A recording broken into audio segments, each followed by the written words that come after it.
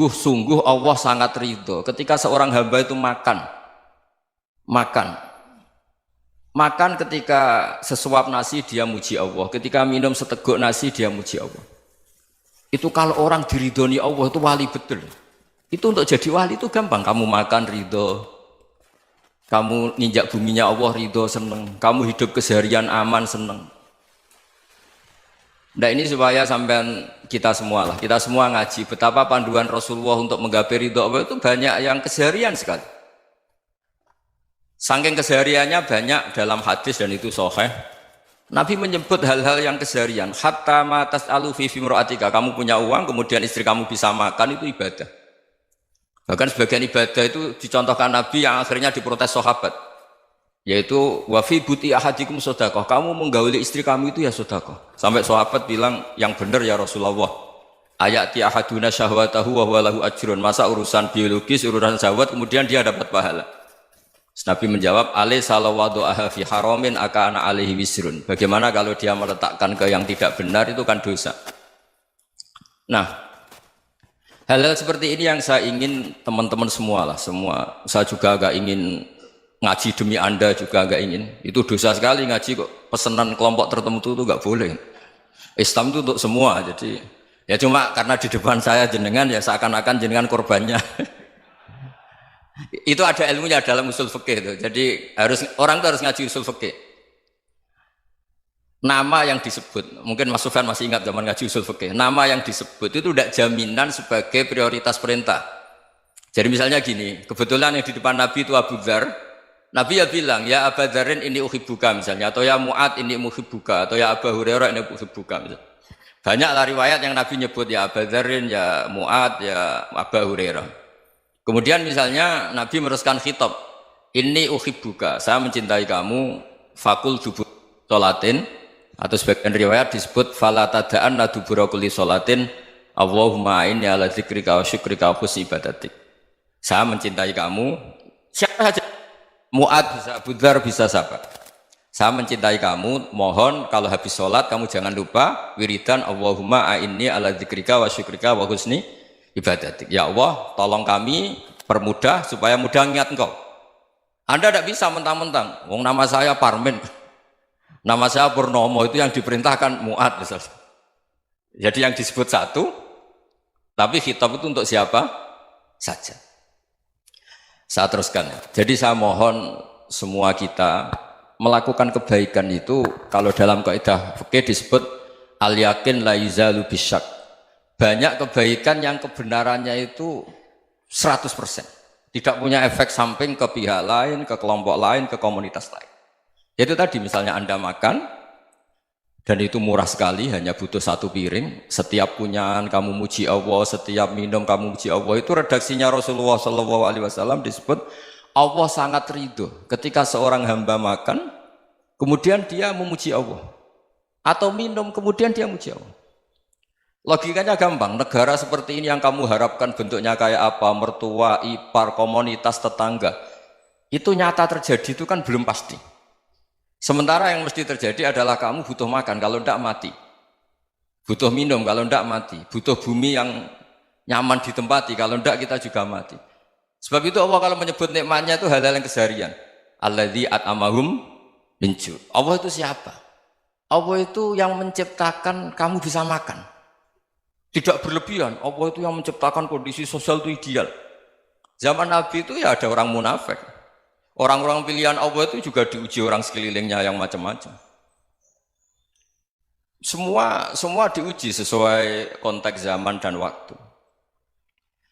Nah, tapi ada ibadah-ibadah yang selalu disarankan Nabi. Sampai Nabi itu pernah ditanya, ayul islami khairun ya Rasulullah, Islam terbaik itu gimana? Jawaban Nabi itu unik. It'amu to'am, Islam terbaik itu ya makan-makan, santai-santai. Ketika Allah menyebut beberapa kebaikan, falak tahamal aqobah, wa ma adrokan apa?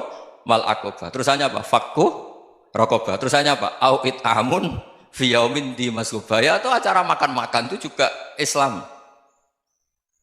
Kenapa? Ya bayangkan kalau tidak ada makanan, kita mati kan? Kondisi sosial tidak ideal itu Anda masih gak apa-apa, tapi kalau Anda tidak makan, Anda tidak minum, Kamu punya istri cerewet masih bisa hidup, punya mertua cerewet masih bisa hidup. Tapi kalau tidak makan bisa mati. Berarti penting mana istri sama makan? Penting mana? Makan. Semoga istri Anda dengar, nanti kamu disuruh makan tapi pulang deh. Itu kalau dibahasakan makan masih memahami. Penting mana nasi satu piring dengan istri. Nggak ada nasi mati, nggak ada istri belum mati. Penting mana? Gak berani jawab kan? Nah, ternyata Anda ada garang kan di depan istri. Jadi saya mohonlah, mungkin Mas Sufyan Sauri tadi yang bisa bantulah. Teman-teman tuh ngaji yang keseharian saja. Karena kita nyari ridha Allah itu berdasar firman Allah. Dan firman Allah itu menyebut keseharian tuh riang, gampang. Yaitu tadi misalnya wa min ayatihi manamukum billaili wan nahar. Termasuk ayat-ayat Allah itu kamu tidur. Maka dulu itu ada guyonan, ada tokoh Mu'tazilah, kelompok dalam Islam yang berpikir manusia itu bisa menentukan ikhtiarnya sendiri. Karena saya bisa duduk, ingin berdiri, berdiri. Karena kelompok ini nggak terima kalau semua kehendak Allah, nanti bagaimana kalau semua kehendak Allah kok ada hisab ya, ada sanksi. Lucunya itu dia akhirnya, ini cerita ya, mencintai seorang perempuan, cantik sekali. Dan itu dia menjadi ahli sunnah itu oleh hal-hal yang sepele. Karena istrinya cantik, ya namanya suami istri hubungan intim. Terus ditanya, Mas, masih ingin lagi? Masih. Silahkan diulang lagi. Wah ya tidak bisa. Katanya manusia bisa menentukan yang diinginkan. Itu tobat itu. Itu nggak bisa ditobatkan Mas Sufyan Ats-Tsauri. Orang cantik yang mudah nobatkan orang itu orang cantik. Segampang itu. Akhirnya kita tahu, makanya kalau dalam kitab Hikam itu disebut al-aqil mayyakul madza yaf'alu wa hubi wal ghafil mayyakul madza af'al. Orang yang punya akal karena sadar ini wilayah Allah, semua milik Tuhan. Itu dia tiap hari berpikir, besok Allah akan melakukan apa terhadap dunia ini. Kamu merencanakan suatu mau plesir, ternyata gempa. Mau wisata ke Rusia, ternyata perang. Kamu tidak pernah tahu apa yang akan terjadi besok. Wa ma tadri nafsum madza taksibu ghadan. Tapi anda semua kita ini sering punya jadwal permanen. Makanya saya kalau diundang siapa saja, sana takdir. Yang jelas Gus ini acara penting. Ya masih acara penting nak pangeran ngersakno piye? Kok ape dadi pangeran? Kamu kok mau jadi Tuhan? Itu kadang ya kiai. Penting Gus acara ini jenengan harus memastikan bisa. Loh kamu itu yang ngajarin tauhid, sesuatu itu biadillah kok bilang-bilang apa pasti. Kalau saya terus tak tobatkan loh kamu kata saya. Ya kalau gitu Gus bilang insya Allah. Wah itu hati saya, fisik saya, roh saya sudah bilang insya Allah. Tidak usah kamu latih kata saya. Nah hal-hal tauhid keseharian itu gampang sebetulnya.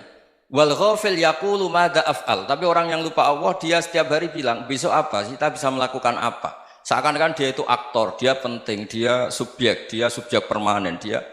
Padahal kita ini hanya objek kehendak Allah Subhanahu wa taala. Karena kita yakin sesuatu yang terjadi di alam raya ini kita tidak bisa apa-apa. Makanya saya sering ngaji, sering bilang saya. Ketika Anda mensifati Allah, dia yang menghidupkan. Sudah itu tanamkan, sehingga ketika kita mati, santai saja. Kenapa santai? Allah punya cara menghidupkan kita. Zaman kita hidup juga gak tahu caranya ngelola jantung, ngelola paru-paru. Kamu juga gak tahu ngelola oksigen yang tidak beracun, tidak ngandung polusi. Tahu-tahu hidup. Gak ingin tua ya tahu-tahu tua, gak ingin mati tahu-tahu mati. Selama ini kita hidup juga gak tahu apa sebetulnya. Hanya gaya tok, punya jadwal, punya planning. Kalau kamu bisa menentukan pilihan Anda, pasti Anda istrinya cantik, 4 neriman semua, kona'ah semua. Nyatanya enggak kan? Ada 1 jelek, cerewet. Oh itu kan, nyatanya enggak bisa apa-apa Anda kan? Dan kamu bawa mati lagi. Itu kan, istri Anda juga gitu, punya keinginan, punya suami yang ganteng, yang jabat, yang neriman, yang enggak poligami. Ya enggak kesampaian juga. Kalau kita ngitung tingkat kegagalan kita itu gagal terus. Ya kan? Nah, terus ingat Allah, madza yaf'alu wa bi. Orang yang punya akal selalu berpikir Allah itu menghendaki apa terhadap saya. Lalu sama-sama orang melihat orang yang serius, itu kata Anda itu pemikir berat, serius, senang punya tokoh yang merengut karena kamu anggap serius. Tapi sebagian orang menganggap orang yang serius itu wong merengut, wong masam, wong muka kok ditekuk. Jadi sama Itu hati ya muqallibal qulub tsabbit qalbi ala dini, karena kita nggak tahu cara berpikir kita tentang orang lain, tentang sekeliling kita. Misalnya kita orang baik yang jenis ngurmat fakir miskin, ada orang bangun masjid mewah itu janggal. Apa artinya masjid mewah kalau banyak orang kelaparan? Tapi kalau yang jenis pendidikan, apa artinya masjid mewah kalau tidak bisa ngaji? Nanti yang jenis infrastruktur, apa artinya ini kalau semuanya punya sudut pandang yang berbeda-beda. Dan Islam mengapresiasi semua kebaikan.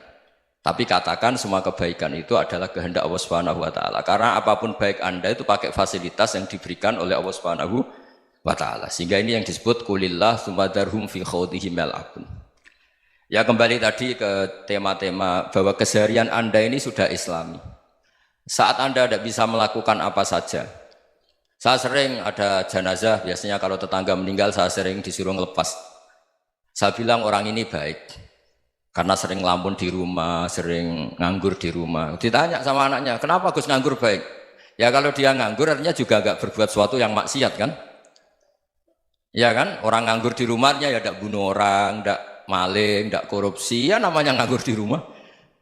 Lah cuma istri cara pandang nganggur gak menghasilkan uang itu. Tapi juga gak menghasilkan kriminal kan? Jadi sebenarnya Islam itu cara, makanya kalau sampai ngaji usul fikih itu ada kitab usul fikih, namanya Lubul Usul, itu terkenal sekali di pesantren itu. Itu kalau ngapresiasi keseharian itu luar biasa. Izma min mubahin illa wa yatahaqqaqu bihi tarku haramimma. Karena keseharian yang mubah saat Anda lakukan itu ada kehebatan yang luar biasa, yaitu meninggalkan haram. Makanya dulu banyak orang-orang alim ketemu temannya itu guyon sampai semalaman. Itu biasanya yang semangat Islam itu kiai kok tidak tahajud, kiai kok tidak witir. Orang yang sedang mapan uangnya banyak, malam itu tidak kelayaban itu sudah luar biasa. Melawan nafsu supaya tidak maksiat itu sudah luar biasa. Supaya lupa guyon sama temannya semalaman sampai subuh. Gejlok-gejlokan ngenang zaman miskin, zaman kuliah nggak jelas, zaman apa. Melihatnya jangan tarkut tahajud. Seperti ini meninggalkan tahajud, tapi meninggalkannya ini talkul muharramat. Jadi kayak apa hebatnya? Sehingga Imam Ghazali punya riwayat yang agak unik. Hatta takuna ibadatu akhiri hadil ummah iku an-naum. Sehingga suatu saat ibadah terbaik umat ini itu tidur. Itu kan riwayat kontroversi. Ketika Imam Ghazali ditanya, kenapa iya? Kenapa kamu mulai keluar dari rumah itu sudah banyak maksiat? Melihat perempuan yang enggak mahram, melihat fenomena. Tapi kalau kamu tidur itu enggak melihat apa-apa. Tapi juga kamu jangan nganggap tidur itu ibadah betul. Saatnya melakukan fardu ain malah masih tidur. Tapi itu sudut pandang yang menjadikan kita Islam itu gampang. Jadi saat Anda tidak bisa aktivitas apa-apa, misalnya ada beberapa orang yang lumpuh. Lumpuh itu memang nggak bisa Jumatan, nggak bisa ibadah, tapi dia juga nggak bisa maksiat. Tidur itu memang Anda saat itu tidak bisa tahajud, tidak bisa witir, tapi saat itu ada zina, ada maling, tidak gosipkan orang, tidak bully orang, tidak menanamkan kebencian, tidak hasud. Sehingga tidur menurut Allah Ta'ala wa min ayatihi manamukum billaili apa? Wanahar. Karena di tidur itu selain ada unsur istirahat, jaga kestamina, juga ada unsur meninggalkan beberapa keburukan. Nah saya mohon ibadah yang keseharian ini kita jaga. Supaya kita semua baca ayat itu fasih. Fasih itu tertanam di hati. Allah itu siapa? Alladzi at'amahum min ju'i wa amanahum min khawf. Dan Allah kalau cerita di Quran itu anna subabnal ma'a subba thumma syaqaqnal ardhan wa syaqqa fa'ambatna fiha habba wa inaba wa qadba wa zaituna wa nakhla wa hadaika hulba. Kamu tahu saya ini siapa, kata Allah. Saya ini adalah Tuhan yang menurunkan air, kemudian ada tanaman banyak. Habba wa inaba wa qadba, ada zaitun, ada tin, kalau orang Jawa mungkin ada tela, ada padi, ada mangga, ada pisang. Sudah. Wa inaba wa zaituna wa nakhla wa hadaika hulba. Ada perkebunan yang lebat. Tujuannya apa? Mata Allahkum, silahkan kamu pakai, kamu nikmati. Tapi karena kadang kita ini punya ide-ide besar. Tadi untuk syukur saja nunggu punya istri riman, rumah baik, tetangga baik, komunitas baik, semuanya baik baru syukur. Lama-lama nanti ada di surga, syukurnya nunggu surga paling kelas A. Itu sudah ada yang menghuni Rasulullah, kamu nggak boleh di situ. Masa untuk syukur saja? Repotnya Masya Allah.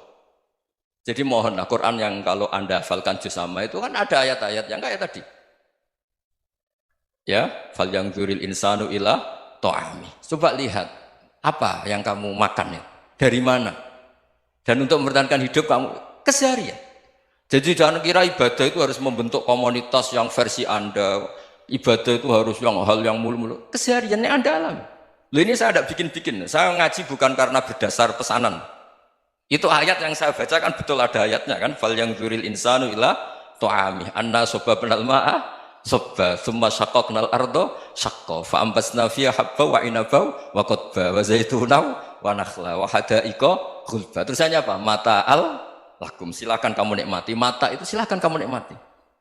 Ya kayak sampean dikasih hidangan ya makan. Ya sudah makan, habis makan ya minum, habis itu ngantuk ya tidur. Ya sudah normal-normal saja. Kayak apa indahnya Islam? Tapi Anda mencari Islam yang gimana lagi? Nah itu yang diajarkan guru-guru kita, diajarkan sanad kita sampai Wali Songo, sampai Rasulullah SAW.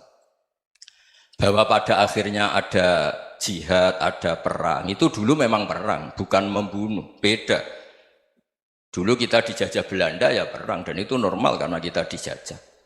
Jadi ketika orang lain ingin baik sama kita, wa in ahadum minal musyrikin astajaroka ya fajirhu hatta yasma'a kalam Allah. Kalau mereka ingin baik ya kita baik. Makanya ada istilah mustakman, mu'ahad. Kalau mereka ingin damai, berdampingan dengan kemajmukan ya itu yang lebih baik. Karena memang Islam menghormati proses perdamaian. Wa in janahu lis-salmi ya fajnah lah. Kalau ingin damai ya kita harus